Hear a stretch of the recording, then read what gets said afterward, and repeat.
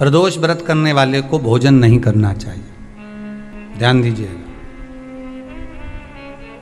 फलाहार करो, उसमें भी नमक का सेवन मत करो। प्रदोष व्रत में नमक का सेवन वर्जित होता है।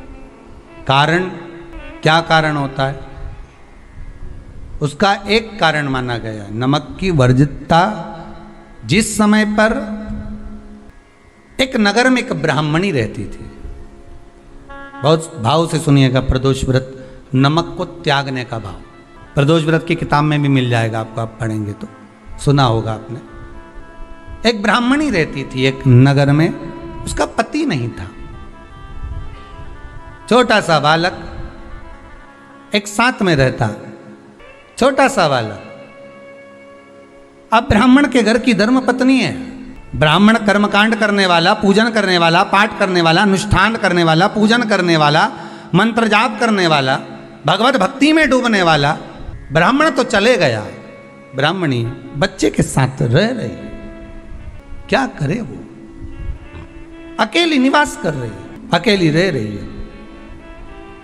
और ब्राह्मणी बच्चे के साथ भ्रमण करती रहती, घूमती, कहीं कहीं दर दर जाकर कुछ भिक्षा को मांग कर लेकर आ जाती। और भिक्षा लाने के बाद में उस भिक्षा को जब लेकर आती तो अपने बच्चे को भी खिलाती और स्वयं भी उसका पान करती। एक दिन ब्राह्मणी भ्रमण करते करते प्रदोष काल के समय पर शिव मंदिर में प्रवेश करी।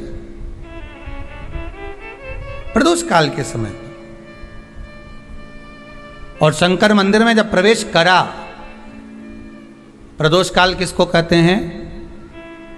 सूर्य अस्त हो रहा हो, रात्रि प्रवेश कर रही हो, दोनों का जब मिलन हो रहा हो वो प्रदोष काल कहलाता है। दोनों का जब मिलन हो रहा, सूर्यास्त हो रहा हो, रात्रि अपना चरण बढ़ाने के लिए आगे बढ़ रही हो और दोनों का जब मिलन हो रहा है, वो प्रदोष काल है, वो प्रदोष का समय है। ब्राह्मणी मंदिर में प्रवेश कर रही है। जब ब्राह्मणी मंदिर में प्रवेश करी, मंदिर के अंदर पहुंची, प्रदोष काल का समय था, प्रदोष का समय चल रहा था। और प्रदोष काल के उस समय में, प्रदोष काल के उस समय में जब ब्राह्मणी ने देखा कि कोई भगवान की भक्ति में लगा हुआ है, भगवान के रस तत्व में डूबा हुआ है। आज ब्राह्मणी के पास में कुछ पदार्थ नहीं है, अपने बच्चे का पेट भरने के लिए कोई सामग्री नहीं है, और कुछ आस लेके वो प्रवेश करी है, कुछ आस लेकर वो अंदर प्रवेश कर जाती है। कोई ऋषि की पत्नी, कोई ब्राह्मण जन की अर्धांगिनी उस प्रदोष के समय पर शंकर का अभिषेक पूजन कर रही थी, भगवान शिव की आराधना कर रही थी, भगवान की भक्ति में डूबी हुई थी। जब भगवान शिव की आराधना में डूबी हुई है, आराधना कर रही है, ये कुछ पाने के लिए चली गई, ये कुछ पाने के लिए गई और इसके मन में आया कि मैं कुछ, मुझे भोजन का कोई पदार्थ मिल जावे, मुझे कुछ भोजन मिल जावे, और जब मुझे भोजन मिल जाएगा तब मैं जो पाऊंगी अपने बच्चे को भी पाऊंगी। पर जिस मंदिर में वो प्रवेश करी थी, जहाँ पर नारी पूजन कर रही थी शंकर की प्रदोष काल में, वहाँ पर पड़ी हुई कुछ वस्तु को इस ब्राह्मणी ने मांग लिया।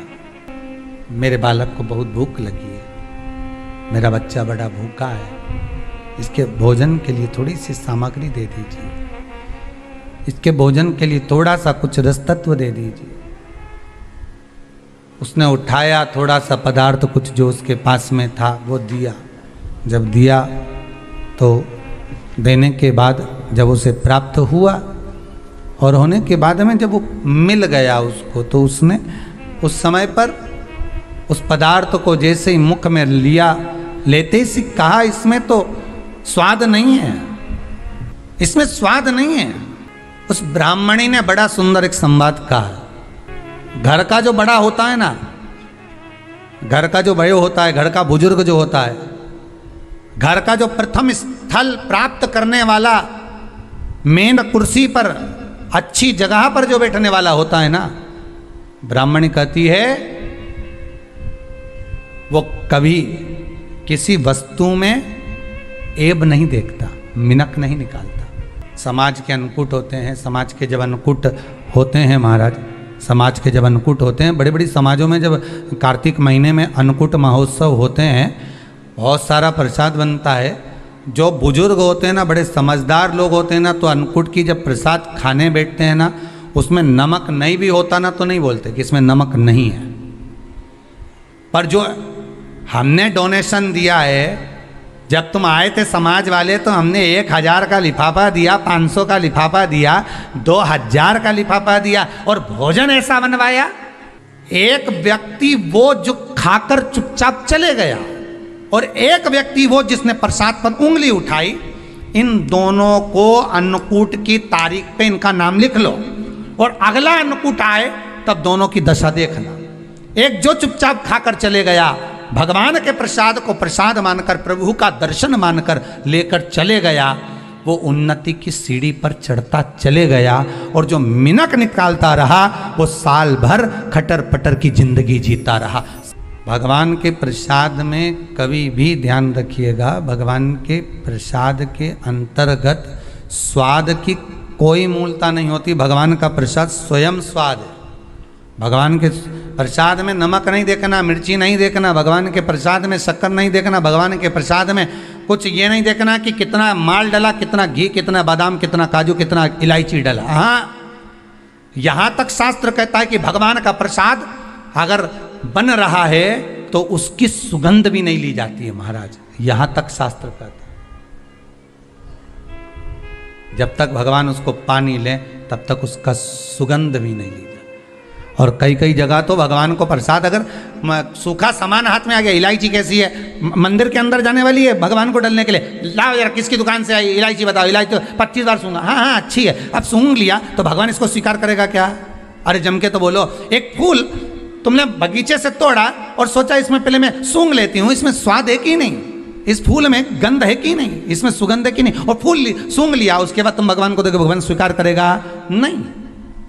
कई कई घरों में तो हंडी से दाल चलाती जाए ने हाथ में डाल के।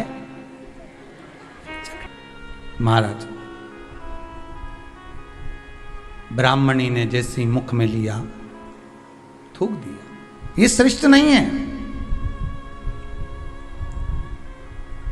जो ऋषि की पत्नी अंदर पूजन कर रही थी प्रदोष काल में, उसने कह दिया, आपका चेहरा बता रहा है कि आप ब्राह्मण की धर्म पत्नी हो, पर आज आप दर दर जाकर अगर भिक्षा मांग रही हो, दर दर जाकर अगर भीख मांग रही हो, दर दर जाकर भिक्षा को मांग रही हो, तो इसमें आपके पति का दोष नहीं है, दोष आपका है। क्योंकि आप भगवान के प्रसाद में भी जो स्वाद देखी थी ना, ये आपका एक जन्म का नहीं है, ये ना जाने कितने जन्म का है।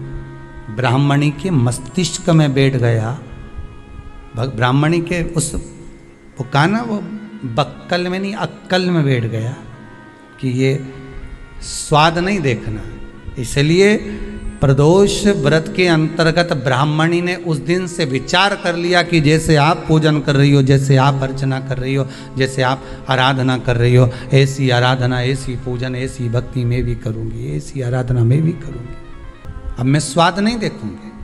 तो प्रदोष व्रत करने वाले को ध्यान रखना चाहिए कि नमक का सेवन ना करे, भोजन ना करे, फलाहार करिए, फल का आहार करिए, प्रयास करिए। और यदि आपने व्रत का ले लिया भोजन का कि हम तो एक टाइम फलाहार करेंगे, एक टाइम भोजन करेंगे, ऐसा भी कई लोग प्रदोष ले लेते हैं, तो वो बात आपकी है, आप तक रखो, ठीक है, अपने मन तक। ठीक है, बाबा आपकी मनोकामना पूर्ण करे, वो भी भाव रखे। अरे भगवान को धन्यवाद दो कभी कभी कि तूने अच्छे घर में पैदा किया, अच्छा परिवार दिया, अच्छा पति दिया, अच्छी पत्नी दी, अच्छे बच्चे दिए, अच्छा कुटुंब दिया, घर दिया, दुकान दी, जमीन जायदाद दी, शरीर अच्छा दिया, हाथ पैर आँख नाक मुंह सब बढ़िया दिया, एक के भी निपटा के नहीं भेजा तूने। मान लो एक आध निपटा के भेज देता तो क्या झगड़ा करने ऊपर जाते? एक ही कान देता और एक गायब कर देता तो यहाँ से चिपका देता, क्या कर लेते? हाथ एक देता और एक गायब कर देता। तो क्या झगड़ा करने जाते ऊपर कि मुझे ऐसा शरीर दिया? नहीं, भगवान को धन्यवाद देना कि मुझे अच्छे घर में पैदा करा, कटोरा लेके वहाँ चौराहे पे नहीं बिठाया। तूने अच्छा घर दिया, 2 समय की रोटी दे रहा है, खूब जोरदार शरीर दिया, भजन करने का मुहूर्त दिया, और बचा कुचा था तो ये सियोर वाला महाराज दे दिया, कथा सुनाने वाला।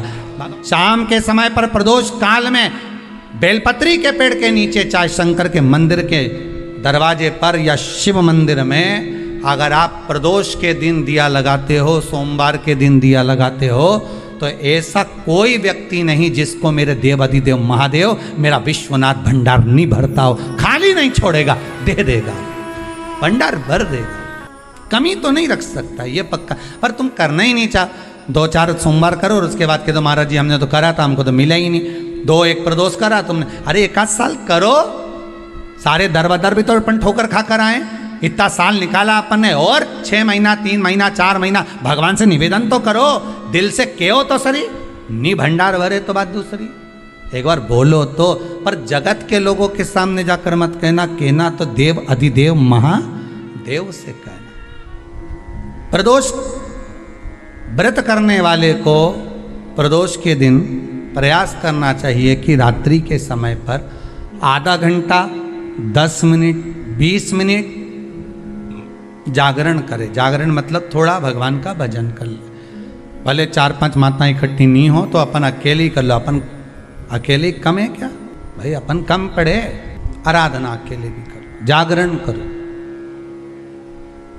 जब आपकी 11 प्रदोष हो जाए, 26 प्रदोष हो जाए, तब उद्यापन करो। उद्यापन 2 ब्राह्मणों को जोड़े से बुलाओ, ब्राह्मणों को जोड़े से बुलाकर उनके चरणों की पूजन कर कर, आराधना कर कर, सुंदर मंडप तैयार कर कर भगवान का, उसमें सुंदर रंगोली डालकर, मंडल बनवाकर पूजन करो शंकर भगवान की प्रदोष का। 1 दिन पहले गणेश की आराधना करो, पूजन करो, और प्रदोष वाले दिन जो मंडल बनाए हैं पूजन अर्चना करने के लिए, जो स्थान दिया है, उसकी आराधना करो। खीर की आहुतियाँ दीजिए 108 बार। जो ब्राह्मण आए उनके माध्यम से मंत्रों द्वारा पूजन कराकर खीर की आहुतियाँ दीजिए शिव नाम महाराज। फिर ब्राह्मणों को जोड़े से भोजन कराकर, चरणों को नमन कर कर, दक्षिणा प्रदान कर कर, निवेदन कर कर ब्राह्मणों से कहें, हे ब्राह्मण देवता, आप हमें आशीर्वाद प्रदान करें कि जिस प्रदोष का हमने व्रत किया है उस व्रत का पुण्य फल हमें प्राप्त हो। ऐसा ब्राह्मण चरण को नमन कर कर, प्रणाम कर कर उनसे अपने मस्तक पर अक्षत छुड़वाएं।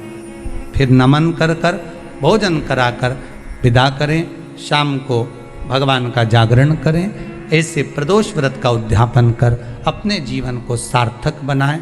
ऐसा सुंदर प्रदोष व्रत का व्याख्यान वर्णन स्कंद पुराण में करा गया।